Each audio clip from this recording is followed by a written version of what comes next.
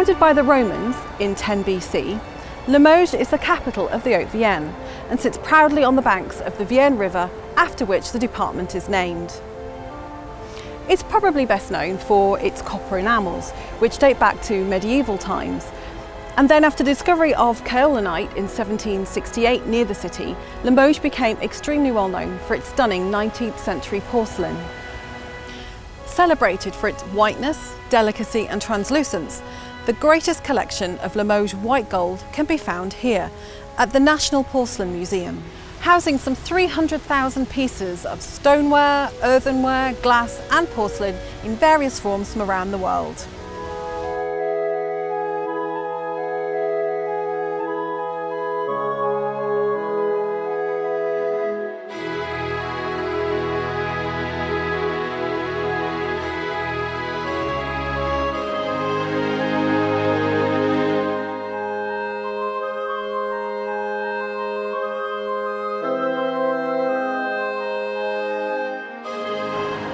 Limoges is also capital for something that we wouldn't think was so, well, French.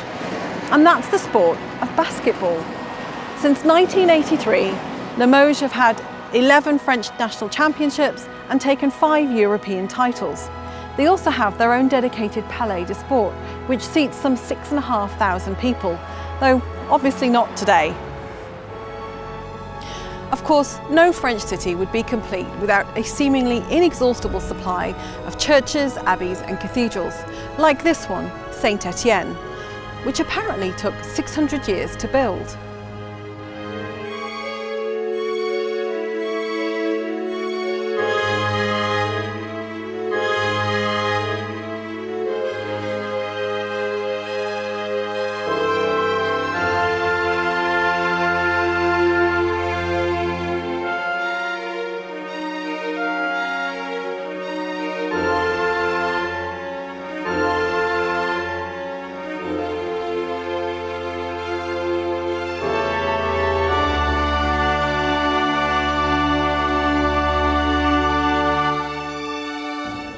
Besides porcelain, Limoges is also the birthplace of French artist Pierre-Auguste Renoir.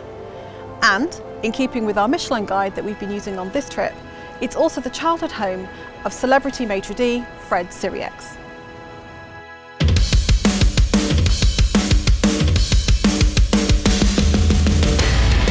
Once we'd finally managed to navigate our way out of the underground labyrinth we found ourselves in, we hit the road again. This time travelling the 167 miles to the historic city of Orléans.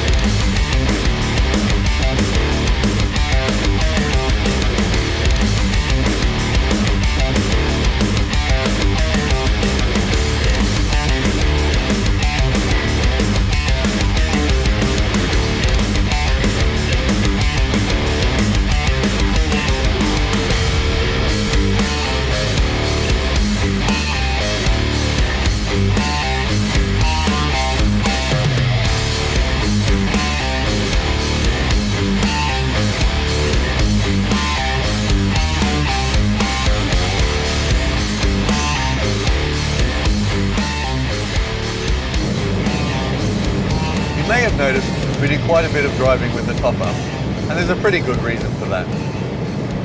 You see, when you're driving at 130 kilometers an hour on the motorway, even with the wind deflector, it can get incredibly windy, and the sound of the air rushing past your ears can get, well, fairly annoying, to be fair.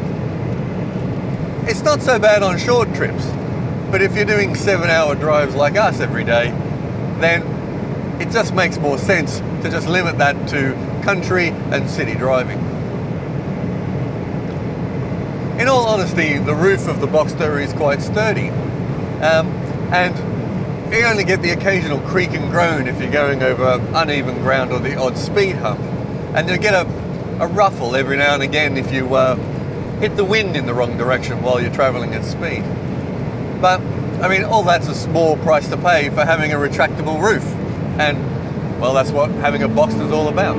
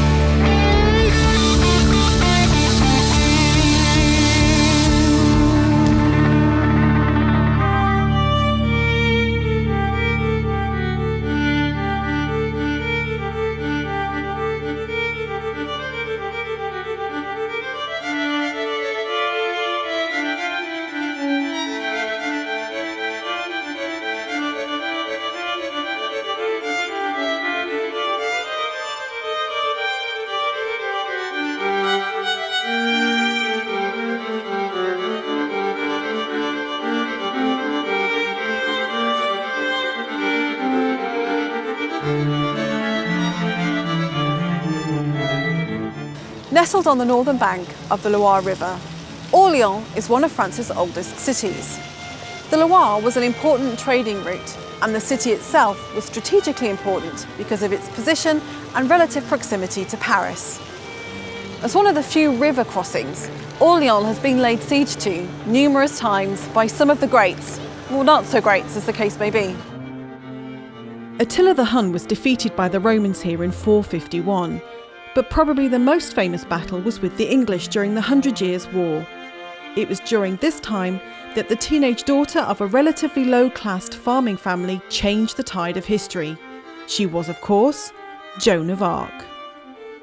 Attesting to a vision to drive the English from France at the age of just 13, it would take her several years to finally get an audience with the Dauphin, and soon after she was given permission to travel with the army to Blois, on the outskirts of Orléans. Once within the city, Joan of Arc's actual level of involvement in the campaign is hotly debated.